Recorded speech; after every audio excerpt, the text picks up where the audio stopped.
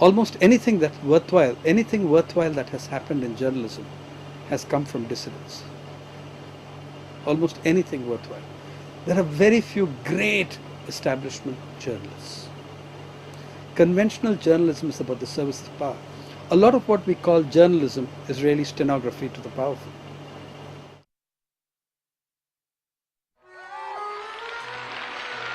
It's not that readers want something, so we are actually very good guys. It's just that the readers are so crude. That could be an argument that the Medellin cartel could make. It could be an argument that any drug peddler could make. I'm a decent guy. It's these assholes on the street who want the stuff, right? What do?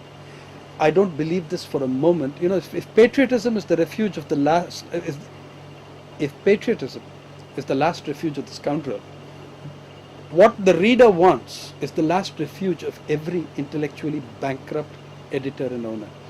When you know damn well that none of this is happening for the reader or for the viewer, it's happening for the corporates that own these places.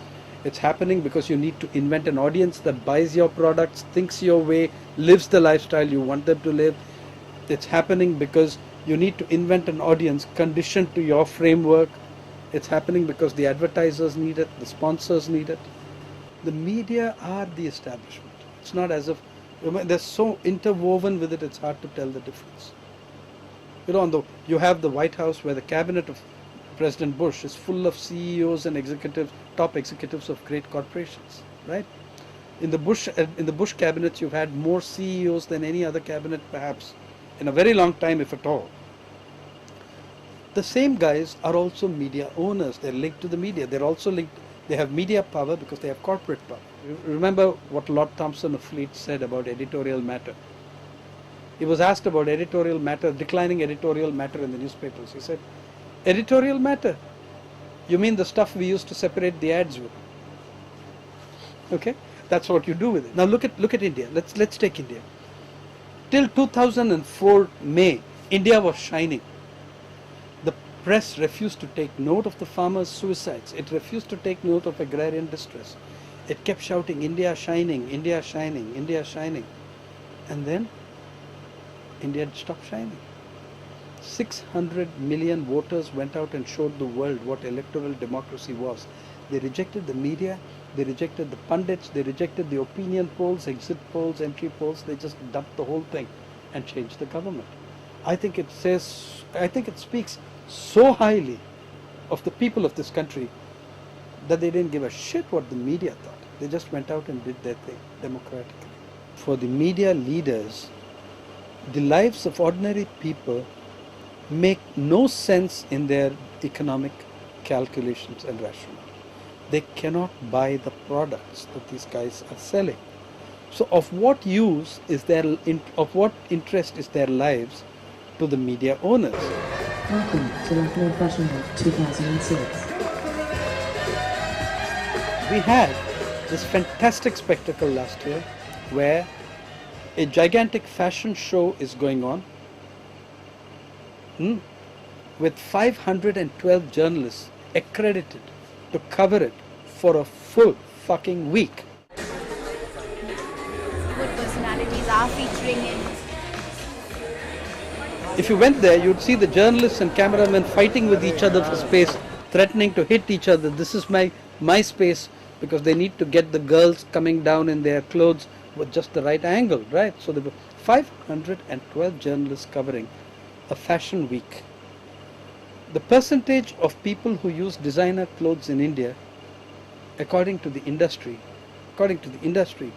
is something like 0.2 to 1%. You had 512 journalists to cover that. It's not the journalists' fault. It's what their media want.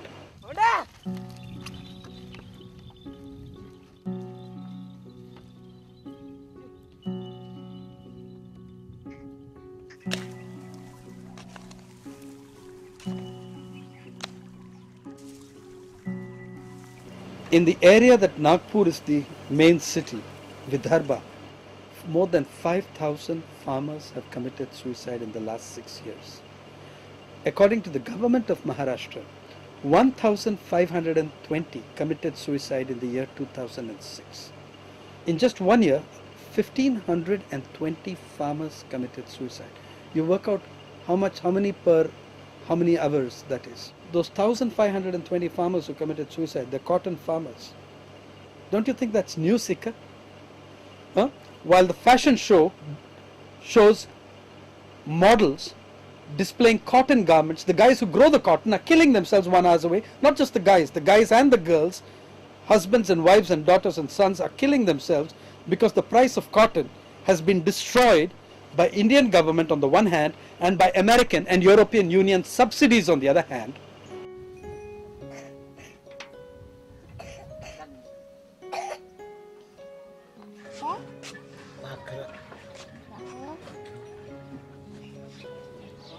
You do not have a single correspondent in the national press whose full-time job it is to cover poverty. In the country which has the largest number of poor people in the planet, newspapers and channels do not think it is important to treat poverty as a beat. I'm saying if you're not talking to 70% of your population, how can you reflect what you're asking them to reflect? You don't even have a beat. You don't have a beat called labor. You do not have beats called rural. You've decided that 70% of your population do not make news. Then why do you expect the press to reflect the realities of the countryside? You don't even have a beat to cover it. You cover it when 200 people die of plague or something, then they become news. There's no other way of them getting, they have to die in sufficiently large numbers to make news. Now, where the Western media saw nothing but disease and reptiles and snake charmers and poverty in India, right now the Western media find it very difficult to see anything wrong in India, right? It's the emerging IT superpower, it's the software superpower, the fourth largest cyber nation in the world, as one newspaper wrote. I find that strange. I mean, we'd be the fourth largest anything in the world. Yeah? We can't help it. But anyway, so this is what you can call the Tom Friedman view of, the world. The Tom Friedman brand of journalism. Gee, ain't it wonderful? Look at what's happening in India, right? So this is the Tom Friedman school of journalism, this Friedman school of thought. So where once nothing nice, when nothing decent, nothing noble, nothing good could ever be seen in this country, now it's very difficult to see anything negative in it because it's doing as it's told. It's doing what it's been asked to do, which is to increasingly hand over control over its decision making, which is increasingly done in the bank, the fund, the WTO. It is to increasingly open up its markets to penetration by multinational corporations, mostly from the Western world. When it's doing all these things, how can you then say that it's doing something wrong?